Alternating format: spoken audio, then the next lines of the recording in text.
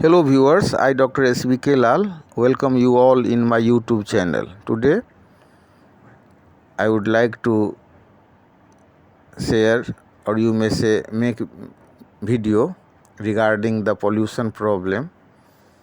A lot of idea came in my mind how to stop the pollution and how the pollution is being controlled, or you may say the pollution is being stopped. So to solve the pollution problem, I would like to make this video. At first, I would like to define the pollution on my own basis. What is the pollution? Pollution is the environmental condition which is being created or happens with pollutants. Pollutants are of two types. One is the natural and the another is the human created. If we find the harmful substances or material more than the required limit, then we may say it is polluted. If the situation is being changed, the mark of pollution is also changed. For example, if we are taking muddy water, it is polluted in the sense of human being and cattle, but it is not polluted for every organism. That is for the plant and for the another organism also. Natural events such as volcanic eruption may pollute the environment. On the other hand, industrial and domestic garbage creates pollution. There are various types of pollutants such as sound pollution.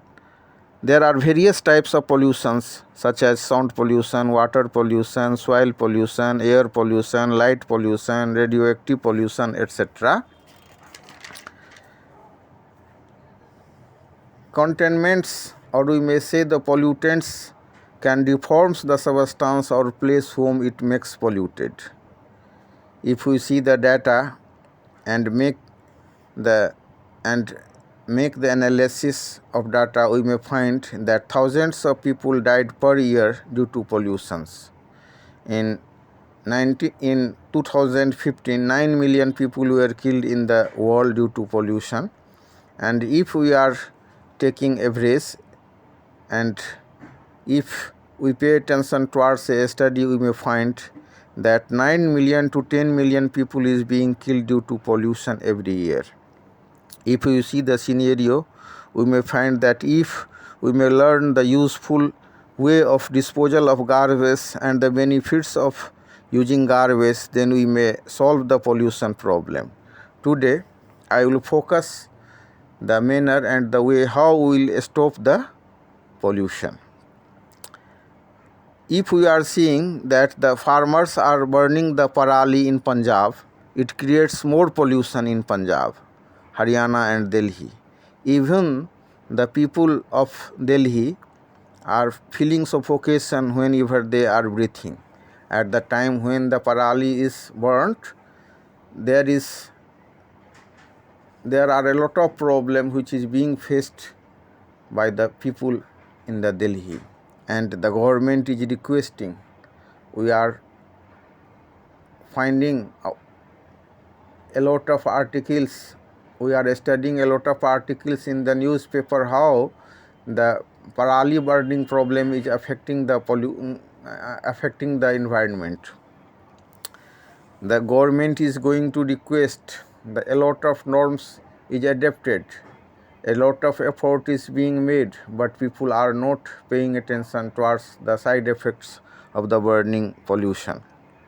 But so far as we see in the another state, if we are taking the example of Bihar, we may say that parali, that is the pual in the Bihar, is being used as the fodder for cattle. Therefore, he who pollutes the environment may learn that when he stops polluting the environment, it will be more beneficial for him. It will give him the fodder, it will give him the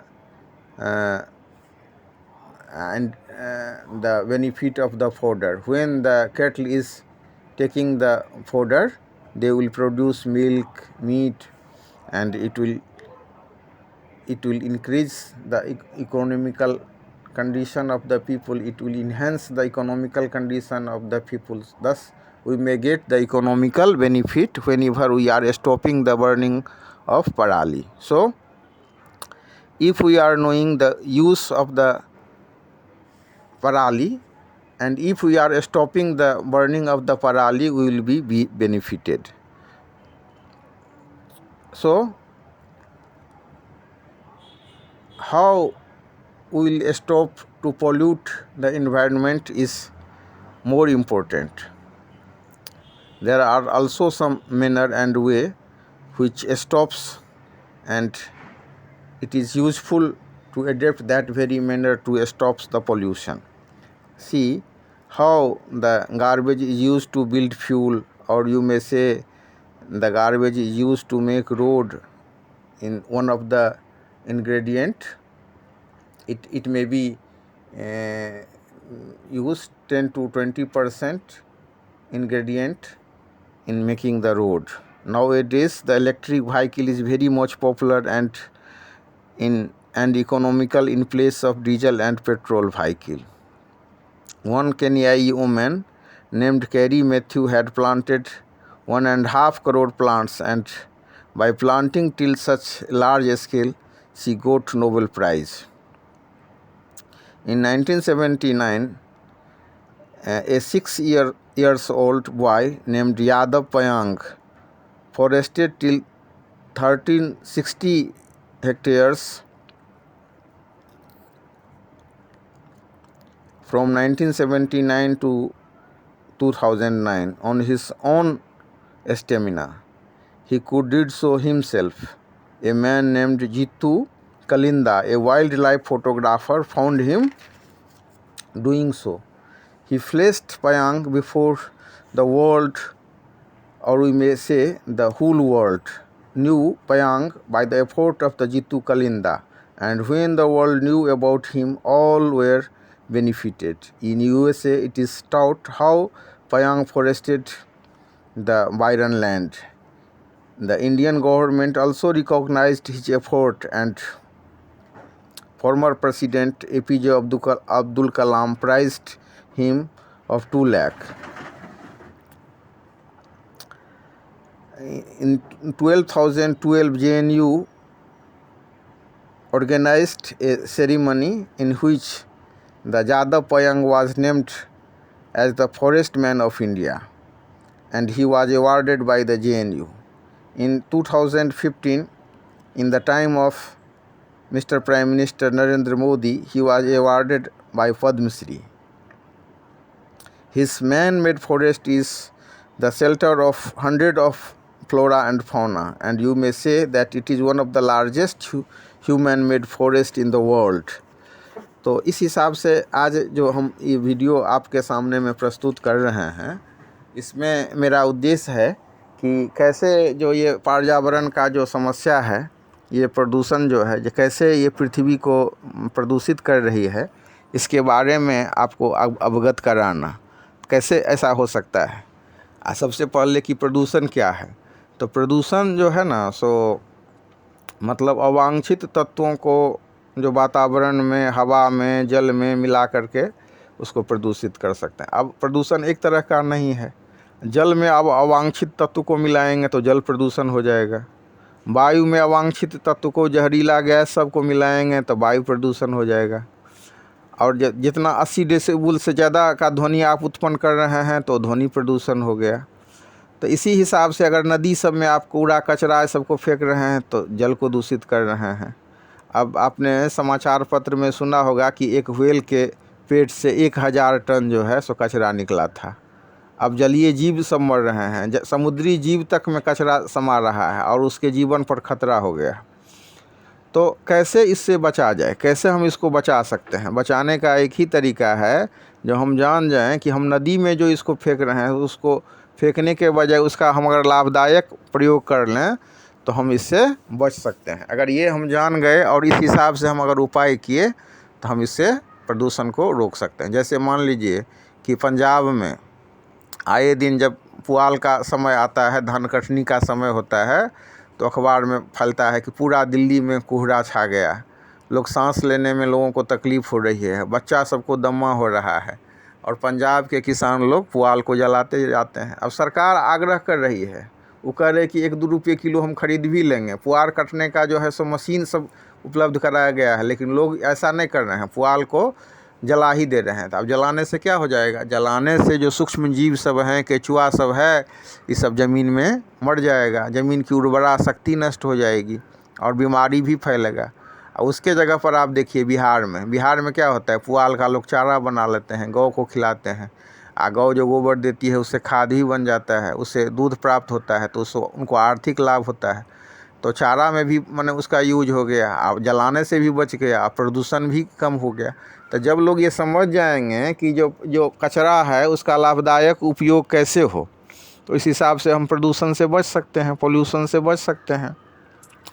पूरे दुनिया में जो वैज्ञानिक लोग हैं, जो tribal लोग हैं, जो वन से जुड़े लोग हैं, जो सरकार है, तो उसमें बहुत सारे संवेदनशील लोग हैं जो अभी इस पर प्रयास कर रहे हैं कि कैसे बचा जाए। वहीं कुछ ऐसे भी राक्षस टाइप के आदमी हैं जो पूरा जंगल को जला रहे हैं, जैसे ब्राज़ील में आग लगा करके बहुत सारे जंगल को नष्ट कर दिया गया।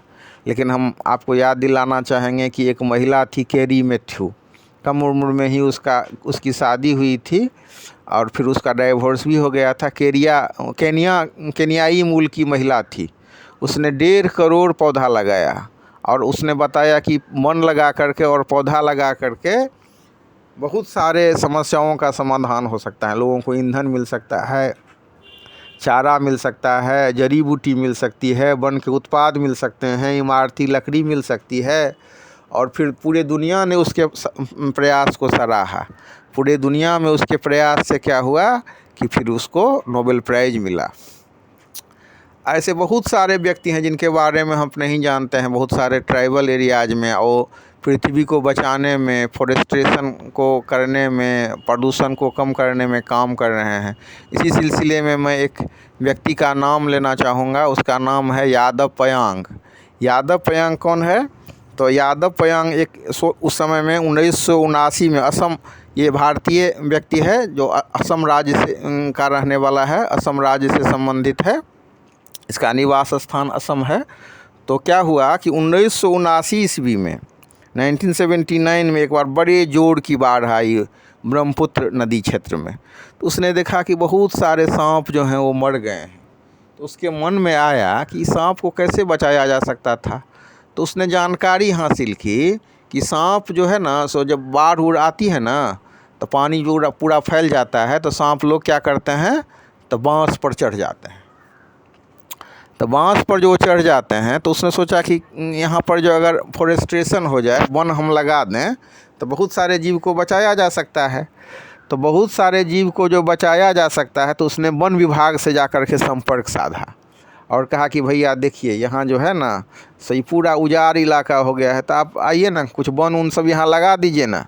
लेकिन आप जानते ही हैं कि भारत में जो सरकारी विभाग सब कैसे काम कर रहा है। वन विभाग कहा कि बच्चा है, ये मूर्ख है, ट्राइबल आदमी है, इसको अकल उकल नहीं है। तो कहा रहे जाओ ये सब बंजर ज़मीन है, यहाँ कुछ खेती उती सब नहीं होगा, वन उन नहीं लगेगा, नहीं यहाँ कुछ संभव नहीं है। लेकिन आपको आश्चर्य होगा कि ये जो यादव पयांग था, ये बिल्कुल निराश नहीं हुआ। उसने सबसे पहले कुछ बांस सबको लगा दिया, 2-4 गो 5 गो बांस सबका बिचड़ा लगा दिया। कुछ ही दिन में वो बांस अच्छा हो गया। उसके बाद वो खोज करके कुछ प्लांट सबका छोटा छोटा पौधा सब लाता और लगा देता।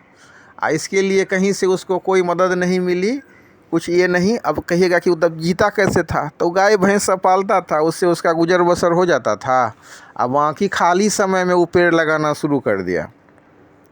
अब पेड़ अपना लगा रहा था, न उसको कोई लाभ से मतलब था, न कोई लोभ से मतलब था, न कोई नाम शोहरत से मतलब था। अब पेड़ लगाने के धुन में वो लगा रहा था पेड़। इसी समय में 2009 में एक ठो जीतू कलिंदा नाम का एक वाइल्ड लाइफ फोटोग्राफर आया और वो नदी में नाव से जा रहा था। तो नदी में जो नाव से वो जा रहा था, तो देखा कि अरे नदी के किनारे में जंगल कहाँ से आ गया। तो जिज्ञासा हुई, तो नदी में जो है वो पाँव रखा जब ये जंगल में घुसा तो देखा कि एक आदमी को कि वो पेड़ लगा रहा है। तब तक तो उसका एज भी हो गया था, अब समझ लीजिए कि 30 वर्ष गुजर चुका था। तो उसने देखा कि यादव पयांग नाम का एक आदमी पेड़ लगा रहा है।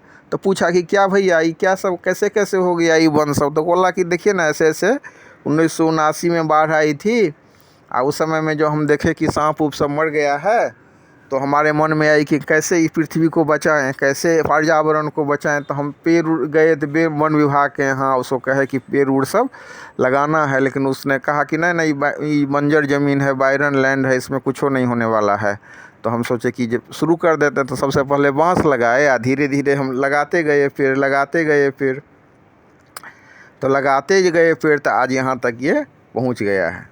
अब समझ लीजिए कि 1979 से जो ये काम शुरू हुआ 2009 तक, तो उसमें 1360 हेक्टेयर तक का जंगल लग गया था। पूरे दुनिया के लिए उपलब्धि हुई है। दुनिया में ह्यूमन मेड जो फॉरेस्ट है उसमें ये आप समझ लिए कि वन ऑफ द लार्जेस्ट ये मतलब फॉरेस्ट है। दुनिया में जो लगाए आदमी के द्वारा जो निर्मित वन है उसमें से ये एक ऐसा वन है जो वन ऑफ द लार्जेस्ट आप इसको कह सकते हैं। ठीक है।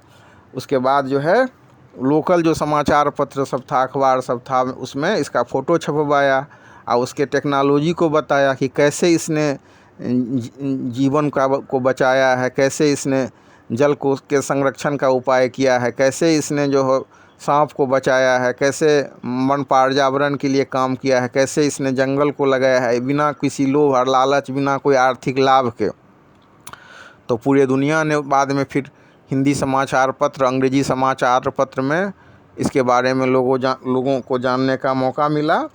तो यही जीतू कलिंदा थे जो वाइल्ड लाइफ फोटोग्राफर थे, और इन्होंने इसको हाईलाइटेड कर दिया। ठीक है।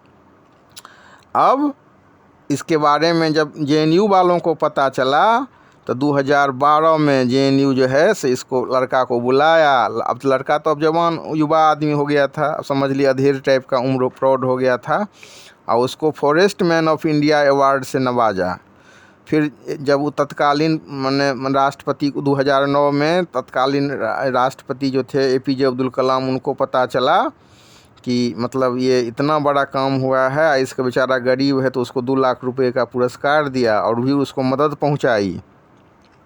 उसके बाद देख लीजिए कि 2015 में जब इसके प्रयास के बारे में लोगों को, दुनिया को पता चलता रह गया, लोग जानते गए, तो फिर नरेंद्र मोदी के प्रधानमंत्रित्व काल में उसको पद्मश्री पुरस्कार से नवाजा गया 2015 में। यहीं तक ये यात्रा नहीं रुकी, पूरे दुनिया में लोगों ने देखा कि कैसे बेकार बंजर ज़मीन पर निस्वार्थ भाव से एक आदमी ने ऐसा किया है। तो नदी को बचाने के मुहिम में, जल को बचाने के मुहिम में, जंगल को बचाने के मुहिम में पूरे दुनिया में इसके प्रयास का एक अध्ययन किया गया। आज अमेरिका के अनेक राज्यों में यादव पयांग के द्वारा किन उपायों को अपनाया गया और कैसे बचाया गया ये शहर माने ये जंगल को, कैसे जंगल को बढ़ाया गया, इस पर अध्ययन किया जा रहा है। लड़के लोग पढ़ते हैं, पर्यावरणविद लोग उस पर शोध कर रहे हैं। तो आप देखिए कि तो इसी हिसाब से पूरे दुनिया में बहुत सारे आदमी ऐसे भी हैं जो ये इसमें जुड़े हुए हैं, पर्यावरण में जुड़े हुए हैं। महत्वपूर्ण ये है कि उनको समझ में आ जाए जब पर्यावरण को नुकसान करने से, पर्यावरण को तबाह करने से अच्छा है कि उसको बचाना, तो फिर वो उसके लिए तैयार हो जाएंगे। अब लोगों को ये समझ में आ जाए कि ये कंक्रीट का ये जंगल है, उसके साथ साथ फॉरेस्ट्री कैसे किया जाए, या फिर माने फॉरेस्ट्री का बहुत सारा टाइप है, डेंस फॉरेस्ट्री है, सोशल फॉरेस्ट्री है, उसके बाद सोशल फॉरेस्ट्री है, उसके बाद जो है सो अलग अलग तरह के फॉरेस्ट्री हैं। तो वो सब का तो फॉरेस्ट्री का MSc लेवल तक पढ़ाई होता है, लेकिन मतलब उसको अपनाया नहीं जा रहा है। बहुत सारा चीज़ जो है किताब ही में है। तो अगर आप इसके प्रति जागरूक हैं तो आप इसके अपने लॉन में कुछ पौधा लगा सकते हैं। अगर आपके पास ज़मीन है, भारत सरकार का योजना भी है कि आपके पास ज़मीन है तो उसको 3 भाग में बांटिए। 1/3 में चारा लगा दीजिए, 1/3 में इमारती लकड़ी लगा दीजिए, और 1/3 में क्रॉप्स लगाइए। आपके पास बहुत अधिक ज़मीन नहीं है, मान लीजिए कि 1 कट्ठा 2 कट्ठा का है ज़मीन है, तो अगर आप कैंपस में कुछ फलदार वृक्ष लगाएंगे तो फल खा करके स्वस्थ रहेंगे तो डॉक्टर को फीस नहीं देना पड़ेगा। तो इस हिसाब से समझना होगा कि फल लगाने से हमको क्या आर्थिक लाभ हो सकता है। अगर कुछ इमारती लकड़ी, जैसे आजकल हम देख रहे हैं बिहार में बहुत आदमी सब कट्ठा का कट्ठा जो है सागवान ये सब पेड़ सब लगा दे रहे हैं। अब सोच लीजिए हाइब्रिडाइज नस्ल का जो ये सागवान है, अगर एक कट्ठा में पूरा पूरा लग गया तो लाखों करोड़ों रुपये की आमदनी होगी। तो इम्पोर्टेंट ये है कि हम समझें कि जो इसको लगाने से हमको क्या लाभ हो सकता है। आदमी को एक स्वार्थी प्राणी भी कहा गया है। तो इस हिसाब से अगर हम इसको देखेंगे तब हम समझेंगे कि कितना लाभ हो रहा है। तो दो बात हुई। तीसरी बात है कि जो एक चीज़ के लिए प्रदूषित है, प्रदूषण का मायना दूसरे आदमी के लिए उतना नहीं है। अब जैसे मतलब मडी वाटर को लीजिए, कीचड़ वाला पानी लीजिए, तो कीचड़ वाला पानी आदमी के लिए तो वो हो गया प्रदूषित, लेकिन पेड़ पौधा के लिए तो वो प्रदूषित नहीं हुआ। तो पेड़ पौधा के लिए आप प्रदूषित पानी को यूज कर सकते हैं और फिर उसको जीवन दे सकते हैं, और वन से पेड़ पौधा से जो उत्पाद है उसको प्राप्त करके आप लाभ ले सकते हैं। तो इसी हिसाब से महत्वपूर्ण है कि कैसे हम पोल्यूशन को कंट्रोल करेंगे। तो पोल्यूशन को कंट्रोल करने के लिए कि हम जागरूक हों, हम समझें कि हमको क्या क्या लाभ हो सकता है। अब देख लीजिए, बहुत जगह आदमी जो है सो बीमार रहते हैं, तो कुछ हर्ब्स लगा, जैसे इधर कोरोना का पीरियड हो गया था तो बहुत आदमी गिलोय को खोज खोज करके लगाए। उनको मालूम चला कि गिलोय पीने से कोरोना ठीक होता है। तो उसी हिसाब से अगर आपके पास पर्याप्त ज़मीन हो तो बहुत सारा आप प्लांट लगा सकते हैं फल का। जैसे बहुत आदमी लॉन में अमरूद लगाते हैं, जहाँ पर पानी सबका माने ये होता है गंदा पानी सब, तो वहाँ बहुत आदमी केला लगा देते हैं, केला से आर्थिक लाभ प्राप्त करते हैं। लेकिन जिनके पास बहुत ज़मीन नहीं है, बड़ा सा घर है, तो गमला में भी कुछ हर्बल प्लांट सब लगा देते हैं, जैसे तुलसी हो गया, बाकस हो गया, सिंगरहार हो गया। तो ये सब प्लांट से बहुत स्वास्थ्य को ठीक रखने में मदद मिलती है। ठीक है, तो इस हिसाब से अगर हम इस पर ध्यान दें तो बहुत सारा जो है हमारा पोल्यूशन को कंट्रोल करने में हम मदद कर सकते। इम्पोर्टेंट है कि जागरूक होना, और बहुत सारा प्रयास भी हो रहा है पूरे दुनिया में, और कुछ आदमी सब जो है पर्यावरण विरोधी भी हैं। तो सब कोई के मिल करके अगर हम लोग जागरूक हो जाएं और इस समाधान में लग जाएं, एक एक आदमी अपने स्तर से करें, मुहिम करें, तो हम पृथ्वी को बचा सकते हैं।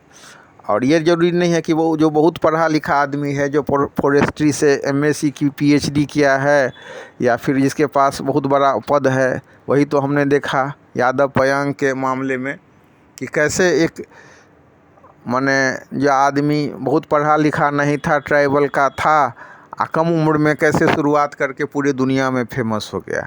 तो हम भी फेमस हो सकते हैं, पृथ्वी को भी बचा सकते हैं और आर्थिक लाभ भी ले सकते हैं। तो ऐसे यादव पयांग के बारे में हम लोगों ने जाना, किसके माध्यम से जाना, जब वो जीतू कलिंदा नाम का आदमी है। लेकिन ऐसे बिहार में भी आदमी हैं जो गया के क्षेत्र में आप देखेंगे कि हज़ारों हजार एकड़ में जो है सो पेड़ पौधा लगा दिए। जो आदमी का संस्कार होता है उसमें जो बांस सबको फेंक दिया जाता है, उससे उसका घेरावा बना दिए। जो